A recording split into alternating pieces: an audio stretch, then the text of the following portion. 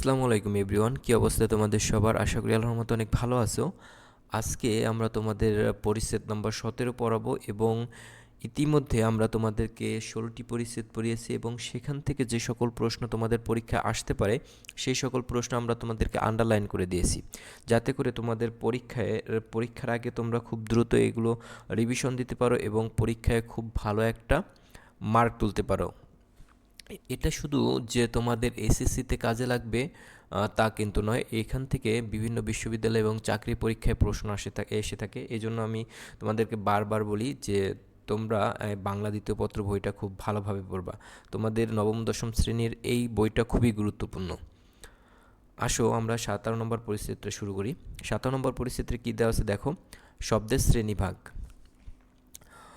বাংলা শব্দভাণ্ডারকে বিভিন্ন বিবেচনায় ভাগ করা যায়। উৎস বিবেচনা, গঠন বিবেচনা, তারপর হচ্ছে পদ বিবেচনা করে বাংলা শব্দকে ভাগ করা যায়। উৎস বিবেচনায় শব্দের শ্রেণীভাগ। উৎস বিবেচনায় বাংলা শব্দভাণ্ডারকে কয় ভাগে ভাগ করা যায়? 4 শ্রেণীতে বিভক্ত করা যায়। সেগুলো কি কি? তৎসম, তদ্ভব, দেশি এবং বিদেশি। এর মধ্যে তৎসম ও তদ্ভব শ্রেণীকে নিজস্ব উৎসের এবং দেশি এবং বিদেশি শ্রেণীকে আগন্তুক উৎস হিসেবে গণ্য করা হয়। তার মানে কি, তৎসম এবং তদ্ভব হচ্ছে এগুলো হচ্ছে আমাদের নিজস্ব।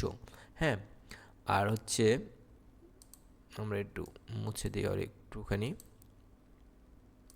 তৎসম এবং তদ্ভব হচ্ছে নিজস্ব উৎস, দেশি এবং বিদেশি শব্দ হচ্ছে আগন্তুক শব্দ হিসেবে গণ্য করা হয়। তৎসম শব্দ কি কি দেওয়া আছে দেখো। তৎসম শব্দ প্রাচীন ভারতীয় আর্য ভাষা থেকে বিবর্তিত যেসব বাংলা শব্দ লিখিত চেহারা সংস্কৃত ভাষার শব্দের অনুরূপ সেগুলোকে কি বলে? তৎসম শব্দ বলে। তৎসম শব্দের সংজ্ঞাটা আমরা পেয়ে গেলাম। এবং তৎসম শব্দটা কোথা থেকে আসছে? ভারতের আর্য ভাষা থেকে। ঠিক আছে, তৎসম শব্দের মধ্যে কি কি রয়েছে দেখো। পৃথিবী, আকাশ, গ্রহ, বৃক্ষ। ঠিক আছে, এগুলো তোমরা আন্ডারলাইন করে রাখবা এবং পরবর্তীতে মুখস্থ করবা, কারণ হচ্ছে তৎসম শব্দ অনেক সময় আসে। সংস্কৃত ব্যাকরণ অনুসরণ করে গঠিত পারিভাষিক শব্দকেও তৎসম শব্দ বলা হয়, যেমন অধ্যাদেশ, তারপর হচ্ছে গণপ্রজাতন্ত্রী, মহাপরিচালক, এগুলো সচিবালয়, এগুলো হচ্ছে তৎসম শব্দের উদাহরণ। এরপর দ্বিতীয় নম্বরে কি দেওয়া আছে দেখো, তদ্ভব। প্রাচীন ভারতীয় আর্য ভাষা থেকে বিবর্তিত যেসব শব্দ বাংলা ভাষায় একেবারেই স্বতন্ত্র সেগুলোকে কি বলা হয়? তদ্ভব শব্দ বলা হয়। আর একটা আমরা সংজ্ঞা পেয়ে গেলাম, তদ্ভব সংজ্ঞা। দেখো তদ্ভব শব্দগুলো কি কি? হাত, কান, নাক, জিভ, দাঁত, হাতি, ঘোড়া, কুমির ইত্যাদি। এগুলো নিয়ে হচ্ছে কি তদ্ভব শব্দ। এরপর দেখো আমাদের 3 নম্বরে কি দেওয়া আছে? দেশি শব্দ। দেশি শব্দ কোনগুলো? বাংলা অঞ্চলের আদিবাসী জনগোষ্ঠীর ভাষা থেকে কিছু শব্দ বাংলায় স্থান পেয়েছে, এগুলোকে মূলত দেশি শব্দ বলা হয়। দেশি শব্দের সংজ্ঞাটা আমরা পেয়ে গেলাম। একটু পড়ে নিবা, তোমরা মুখস্থ করার দরকার নেই, তারপর একটু 4-5 বার পড়বা যাতে মুখস্থর মতো হয়ে যায়। এগুলোর মধ্যে কি রয়েছে? দেশি শব্দ অনেক সময় এসে থাকে কুডি, পেট, তারপর হচ্ছে চুলা, কুলা, ডাব, টোপর, ঢেকি, এগুলো নিয়ে হচ্ছে দেশি শব্দ। এরপর বিদেশি শব্দের মধ্যে রয়েছে কি? ঐতিহাসিক গণের কারণে বাংলাদেশের সঙ্গে বিভিন্ন দেশের আন্তঃসম্পর্ক তৈরি হওয়ায় সেসব দেশের বহু শব্দ বাংলা ভাষায় স্থান পেয়েছে, এগুলোকে মূলত বিদেশি শব্দ বলা হয়। এসব বিদেশি শব্দের মধ্যে রয়েছে আরবি, ফার্সি, তারপর ইংরেজি, পর্তুগিজ, ফরাসি, ওলন্দাজ, তুর্কি, হিন্দি। দেখো আরবি শব্দের মধ্যে রয়েছে কি কি?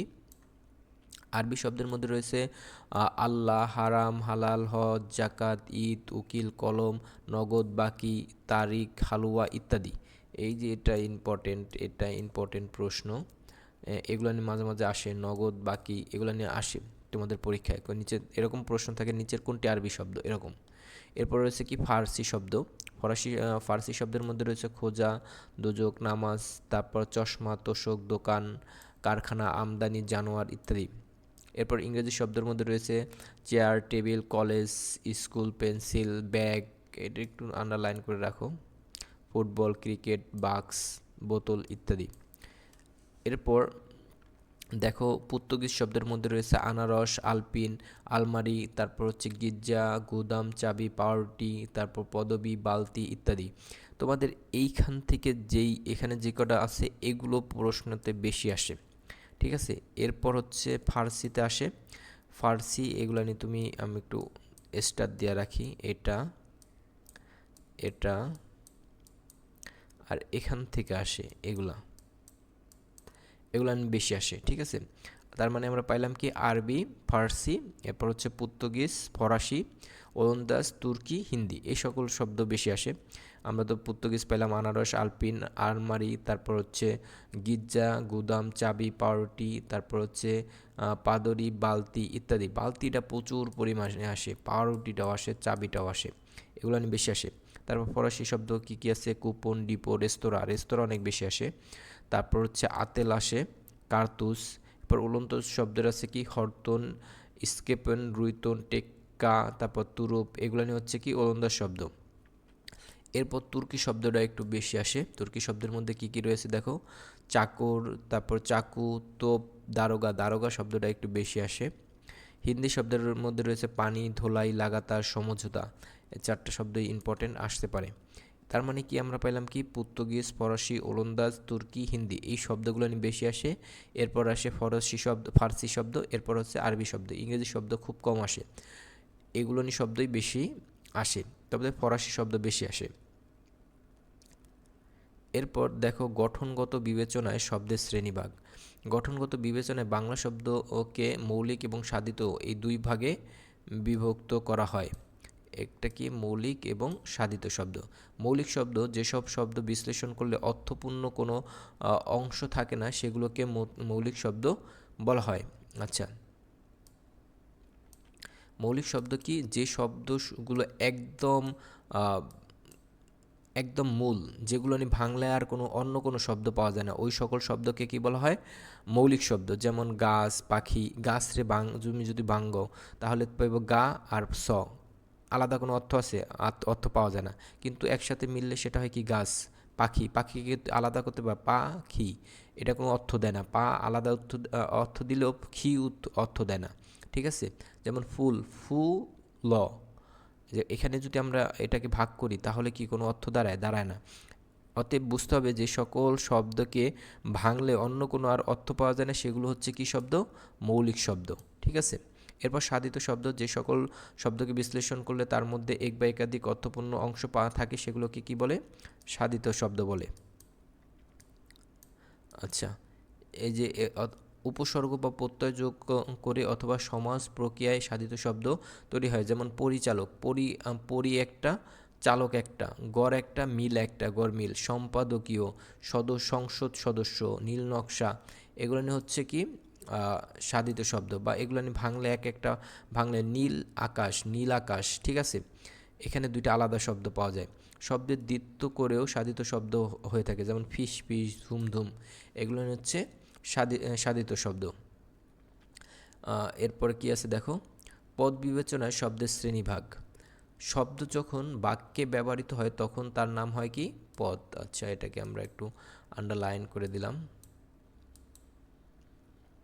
বাক্যের অন্তর্গত এসব শব্দ বা পদকে মোট কয়টি ভাগে ভাগ করা হয়? 8টি ভাগে। এই 8টি ভাগ কি কি দেখো, বিশেষ্য, সর্বনাম, বিশেষণ, ক্রিয়া, তারপর হচ্ছে ক্রিয়া বিশেষণ, এরপর হচ্ছে অনুসর্গ, যোজক, আবেগ। এগুলোকে মূলত তুমি ইংলিশে আমরা যেটাকে বলি parts of speech. Parts of speech কত প্রকার? 8 প্রকার।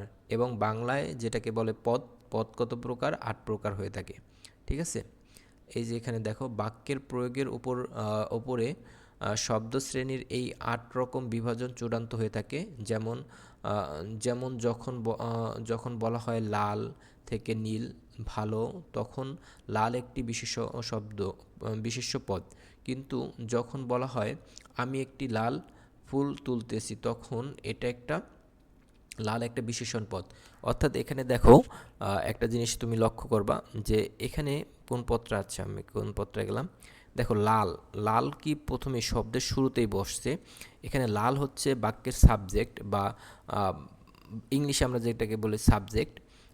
লাল একটা সাবজেক্ট হিসেবে ব্যবহৃত হয়েছে, কিন্তু এই বাক্যে আমি একটি লাল ফুল পছন্দ করি, এখানে লাল মূলত ফুলকে বিশ্লেষিত করছে, মানে অর্থাৎ ফুলের যেই কি বলে ফুলের সৌন্দর্য বা ফুলকে মডিফাই করছে, এই জন্য এখানে লাল অ্যাডজেক্টিভ হিসেবে ব্যবহৃত হয়েছে। এই জন্য এখানে লাল হচ্ছে একটি বিশেষণ। তখন লাল একটি কি বিশেষণ পদ হিসেবে ব্যবহৃত হয়। পদ বিবেচনায় শব্দের এসব শ্রেণীভাগ নিয়ে পরবর্তী পরিচ্ছেদগুলোতে আলোচনা করা হলো। আচ্ছা, এরপর আমরা দেখি এখানে কি কিছু এমসিকিউ দেওয়া আছে, সেগুলো কি কি। উৎস বিবেচনায় বাংলা শব্দ ভাণ্ডারকে কয় ভাগে ভাগ করা হয়েছে, আমরা এটাকে একদম প্রথমে পড়ছিলাম। উৎস বিবেচনায় শব্দকে কত শ্রেণীতে ভাগ করা হয়েছে, 4 শ্রেণীতে ভাগ করা হয়েছে। তার মানে কি আমরা আমাদের প্রথম নম্বর অর্থাৎ 1 নম্বর প্রশ্নের উত্তর পেয়ে গেছি কত নম্বর, 4 নম্বর প্রশ্ন, মানে 4 ভাগে ভাগ করা হয়েছে। নিচের কোনটি তৎসম শব্দ, নিচের কোনটি তৎসম শব্দ। গ্রহ হচ্ছে একটি তৎসম শব্দ, এই যে আমরা এখানে পড়ছিলাম পৃথিবী, আকাশ, গ্রহ, বৃক্ষ, এগুলো হচ্ছে তৎসম শব্দ। এরপর আর 3 নম্বর প্রশ্নে কী দেওয়া আছে, কোন শ্রেণীর বাংলা শব্দের লিখিত চেহারা সংস্কৃতির অনুরূপ, তৎসম, তদ্ভব, দেশি, বিদেশি। এটা হচ্ছে তৎসম শব্দ, আমরা তোমাদেরকে দেখিয়ে দিই। দেখো এই যে এখানে, এই যে দেখো তৎসম শব্দের অনুরূপ, ঠিক আছে।